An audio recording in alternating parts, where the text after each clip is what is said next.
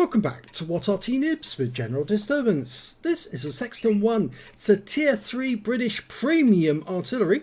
It's located on the north spawn of Abbey and it's under the command of Tanker 3331. Game started. Well, this is one of only two premium SPGs in the game.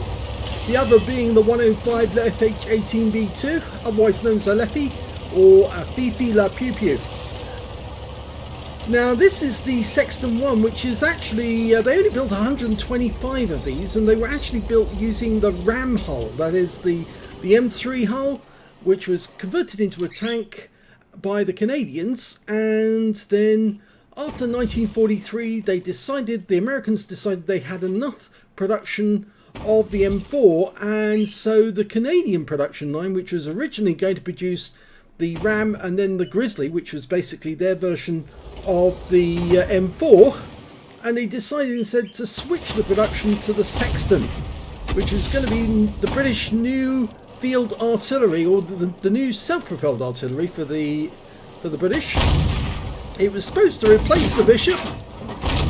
Oh, first direct hit, and he's using armor piercing Tanker 3331, and this SPG could actually use armor piercing rounds for real. They actually tried it out with both, with HE and also with armor piercing, and the armor piercing round, I should say, oh, he just hit the rear of that T29 and tracked him. It's an 87.6mm round, so it's quite a hefty round, almost as big as a 90mm. And he just got another direct hit on that T29, but we didn't see how much damage he did because he was unsighted at the time. Another armor piercing round going in. Looks like Tanker 3331 is going to fight this entire battle with nothing but armor piercing. He does have enough rounds of both types. He's even got a few premium rounds, 15 of those, but he's not using them for the moment. In fact, now he's switching to that M3 Stuart, who's managed to sneak up into this cap area, and he's now attacking our IKV-72, and of course that guy doesn't seem to be, well, he is responding. Round out. Oh, that took out the M3 with a direct hit. Yeah, 87.6mm round meets an M3 Stuart and wipes it completely off the map. So, they built the Sextons in Montreal at the Montreal Locomotive Railway Works, and so it was produced in Quebec, not in Canada as such. Well, Quebec is in Canada, and of course certain Canadians who play World of Tanks would actually remind me that yes, it is very much part of Canada, but the Quebecois like to think that they're special because, of course, they're the French version of Canada. Okay, he's going after some more S35 at the moment. Fired a few rounds in, and oh, suddenly got a big hit for 182. Now, these rounds are capable of 280 alpha. That's the HE rounds. He didn't get the kill shot on the Samur, but he did get some damage. 180 alpha is the rounds for the armor piercing ones, and the same for the armor piercing premium, but they've got 92mm of penetration, whereas the standard ones have only got 71mm. But at tier 3, 71mm will go through just about anything, so you are likely to get high rolls, or at least penetrating shots on most of the enemy. Now, as I said, the HE rounds will do 280, penetrating 44mm of armour. That's not so much, but you're not so likely to get a penetrating round with the HE, but you're very much likely to get it with the AP.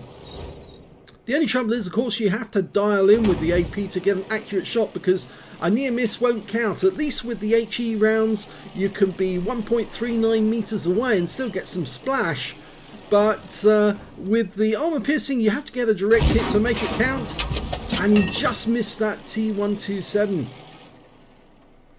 Now, they actually started producing them in 1943, and the first batch of 124 were sent off to the UK. They kept one in Canada.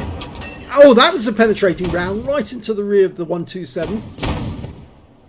They shipped them over in 3 batches, and they were ready in the UK for use during the Normandy invasions.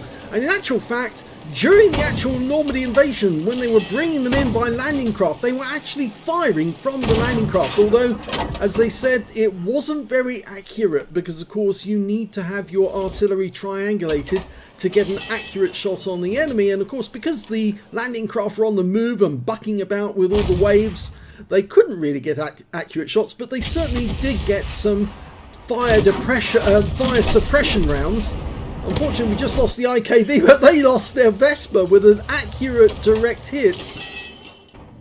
So it was more of a scare tactic, that they were actually trying to scare the Germans into ducking for cover when they could see these 25-pounders firing from the landing craft on the way in.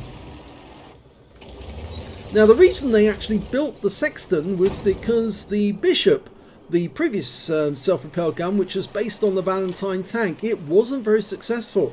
You couldn't get the gun to elevate all the way, so the gun wasn't that successful at firing. He got a penetrating shot there, but only 155 hit points, so it was a low roll. Trying to get another shot. This is a difficult one. Oh, beautiful shot there by Tanker 3331, but he was seen, and so he might be targeted now. There's only 2 enemies left.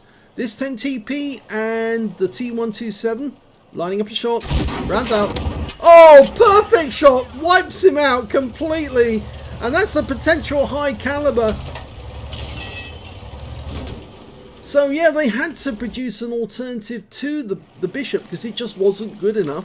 And so they, at first they decided to build and buy the M7 Priest from the Americans, but because it had the 105mm gun, they thought that they'd have to supply 2 sets of ammunition. One's for the field guns, which were 25-pounders, and another for the SPGs.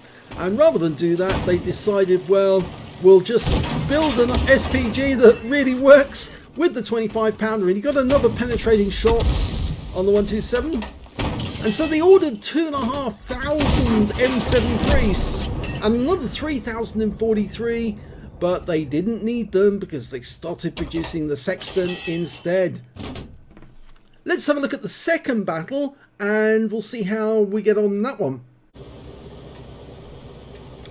The second battle is on the Lakeville map and it's under the command of the Raging Tanker. Game started.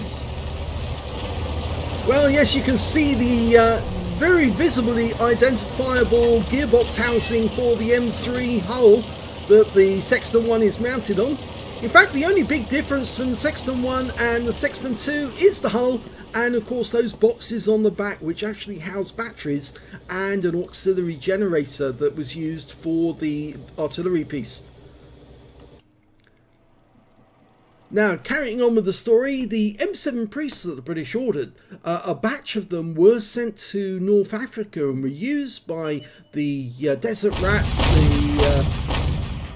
the British Army under General Montgomery, to defeat the Germans at El Alamein. In fact, they actually performed a very important task during that battle because they provided the artillery barrage along with the standard ordinary towed artillery to suppress the Germans whilst the British crept through the minefields towards them and then took them on face to face. So they used the M7 Priests at El Alamein, but they weren't suitable for the British forces overall because of the difference in the shells.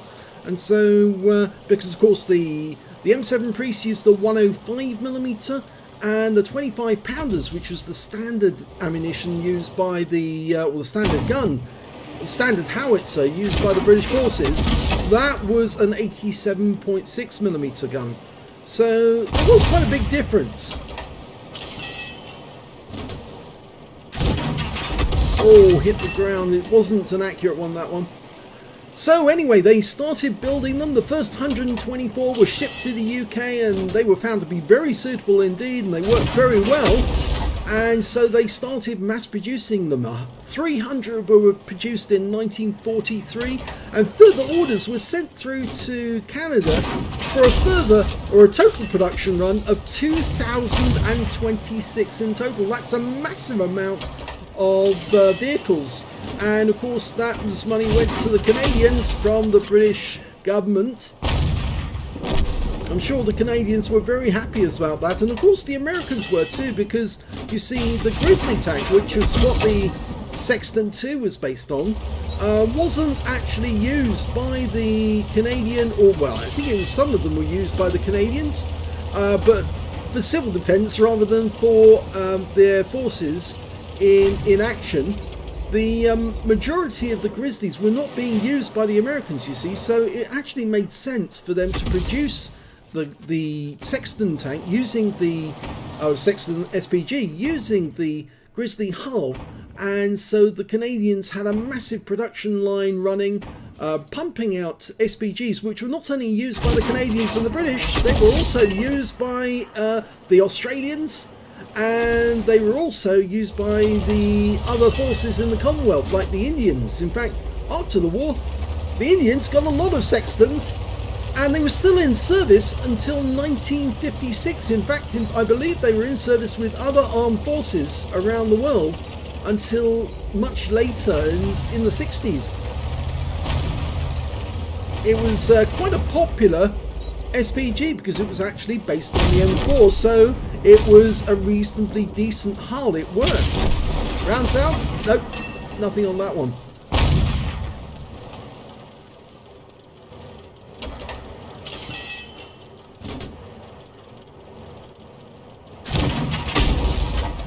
Lovely penetrating shot there on that M8A1. Raging Tanker's using mostly HE for his shots. He did get a pen shot on that M8A1 and a high roll at that. Because as I mentioned before, it's 280 is the alpha. So to get a shot for 310 means you did get a pen. And oh dear, this is bad news. We've got a cruiser 4. And it looks like he's gone looking for the SPG and he hasn't found him because he's gone round the corner. Yes, because Raging Tanker's around this side. And you may know that Raging Tanker is actually a streamer on Twitch TV, so you can catch him. He does post notices on the What Arty Noobs YouTube, Facebook page, not YouTube, to let us know when he is actually playing the game.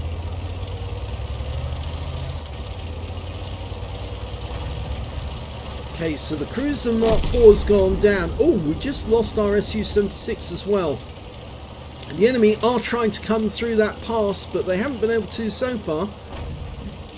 Scores are still even, and Raging Tanker's gone back to his usual firing position here.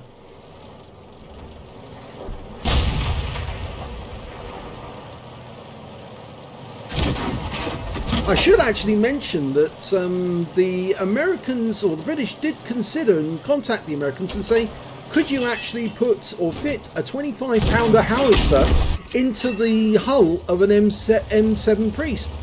And the Americans did try. They actually removed the 105mm, their standard gun, and fitted an 87.6mm 25-pounder gun, and they tried it out. Unfortunately, every time they fired it, it destroyed the mounts. So it just wrecked the mount. And so the Americans decided in the end, no, it's not going to be worth spending all our time trying to get this artillery piece to work in this hull. We're much better off leaving it to proper designers to actually build their own version of the of an SPG based on these 25-pounder gun. And of course the Canadians came up with the basic design with the help of the Americans. Well, of course they already had the Grizzly based on the M4, and as I said, the RAM, which is based on the M3 but with a turret, and it worked very well. Okay, Lecto, very low, and he got 12 hit points, which means it was a near miss, but the Electo's moved. I just saw him move slightly to the side, so I think he's gone. He's not there anymore. No, he's actually moved. Now it's 2 versus 3 now. Can you get this Electo? Round out. Oh, big hit! That was a low roll penetrating shot on the Electo. Whenever you get a penetrating shot like that, it's good, but he's left him on only 33 hit points, so he only needs a near miss to actually take him out now. Unfortunately, we've lost all of our teammates and it's now 1 versus 3, but that doesn't necessarily mean they're going to lose, because the Raging Tanker is a very good fighter and he doesn't give up. He is a true Arty player. He's not going to give up. He's going to keep fighting until he wins. Going for the Marder. He actually takes out the Electro. The Marder's coming through. The reload time is 10.35 seconds, and that's the exact time that Raging Tanker's got. His traverse isn't that great, but he's trying to get turned around on the Marder, and he probably will get it in time. Yes! Takes out the Marder with a direct shotgun. Now, there's only one enemy left. It's a Striv M40L who's got 2 kills, so he's not AFK. He is taking part in the game. Go for him, Raging.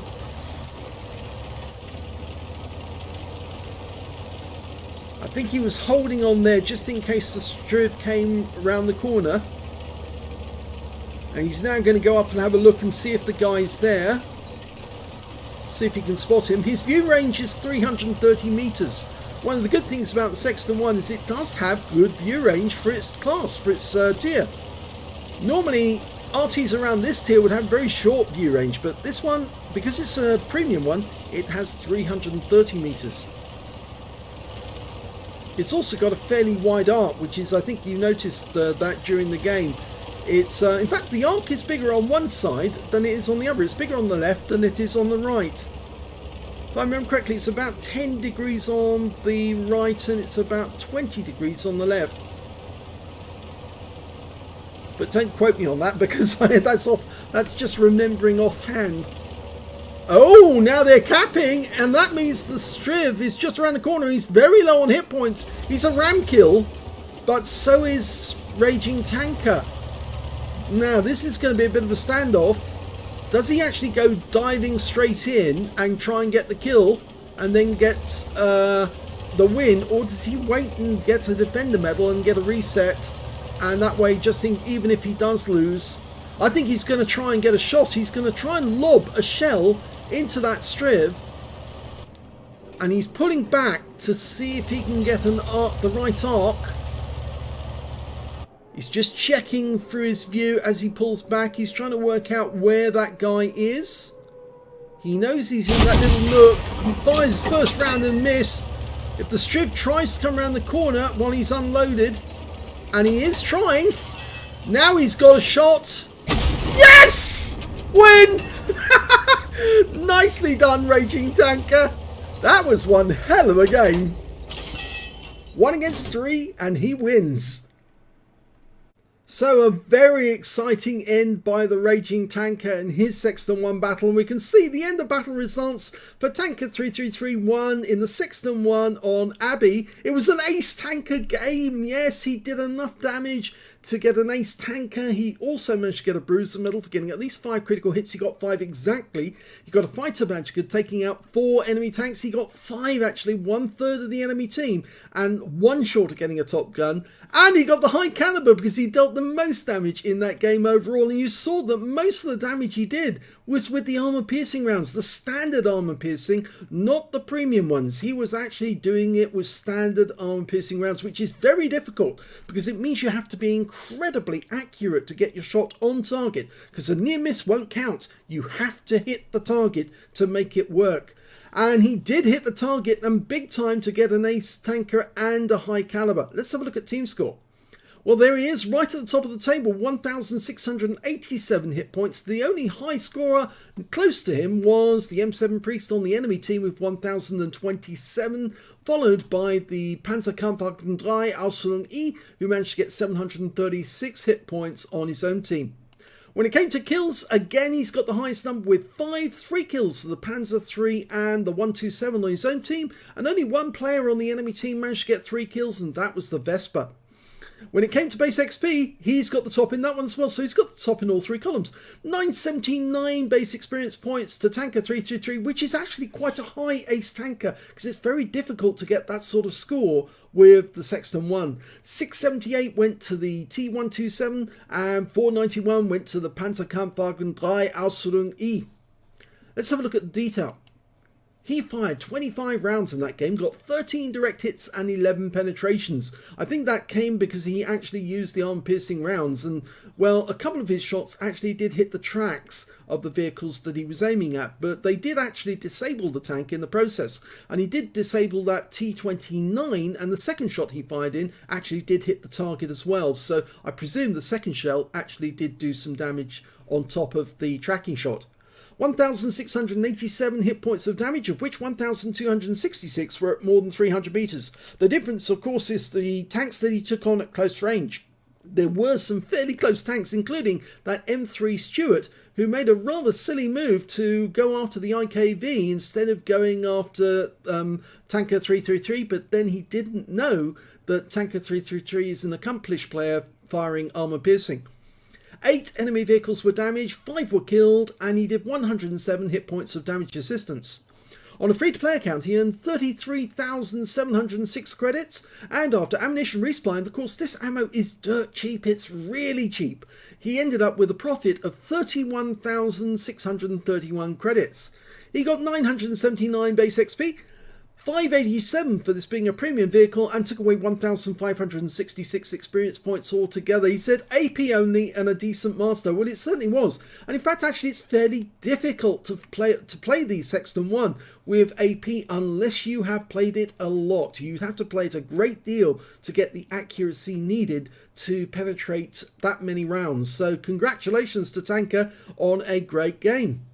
Let's have a look at the second battle. Well, that was the one with Raging Tanker, and just look at this. He got an ace tanker in that game as well. He also picked up a bruiser medal for getting at least 5 critical hits and a fighter badge for getting at least 4 kills. He got 4 exactly. But he also got a couple of battle hero medal and an epic medal. The Starks medal, he got that because he was hit at least twice by the enemy, lost at least 2/3 of his hit points, got at least 2 kills and survived the battle. And yes, he did that in spades, as well as getting a high caliber for dealing the most damage in the game overall. A very good round and a very exciting ending. Let's have a look at the team score. Raging Tanker got 1,331 hit points of damage, the next high scorer being the Hetzer on the enemy team. Their Jagdpanzer 38 T actually managed to get 1,209 hit points of damage, and the third highest damage was the Striv M40L on his own team with 921. When it came to kills, he managed to get the highest, but he shared it with the Electo. Both of them got 4 kills, but of course he got the Electo in the end, so of course he gets the bragging rights over the Electo. And the Samur S35 on his own team managed 2 kills, and the Striv M40L on the enemy team also managed 2. Nobody else managed to get more than 1 kill. Would you believe that? Incredible. And when it came to base XP, yes, the Raging Tanker's got the top in all 3 columns as well. 866, 481 went to the Stug 3 Ausführung B, I think that is. Is that the B version? It is the B, yep. And then 455 went to the Strid M40L.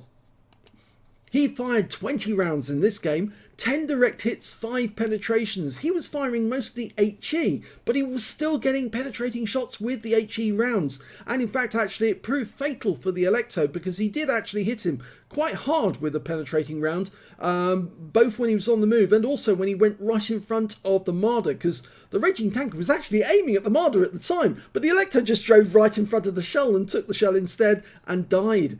6 are hit by splash as well. 1,331 hit points, of which 391 were at more than 300 meters, so the vast majority of the damage, over nearly just under 1,000 hit points of damage, were done at close range.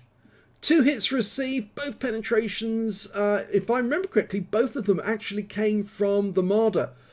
He got 1 shot on him when he came through the pass, and the second shot when he turned round, but after that the Raging Tanker got his gun to bear and blew the Marder away with a close range shotgun.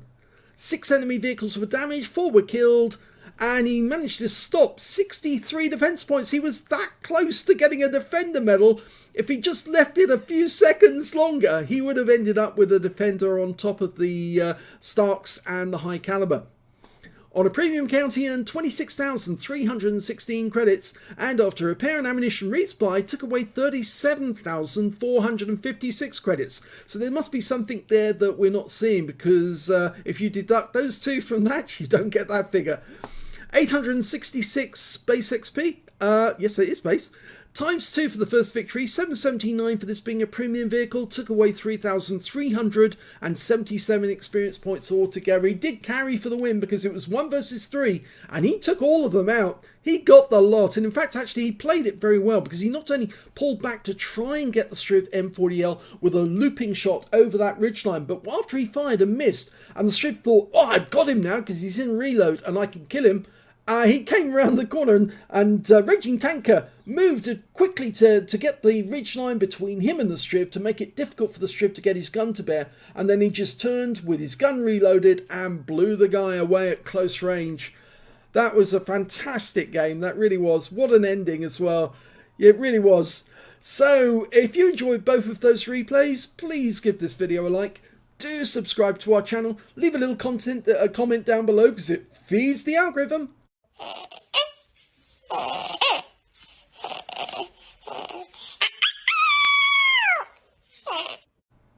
And thank you for watching.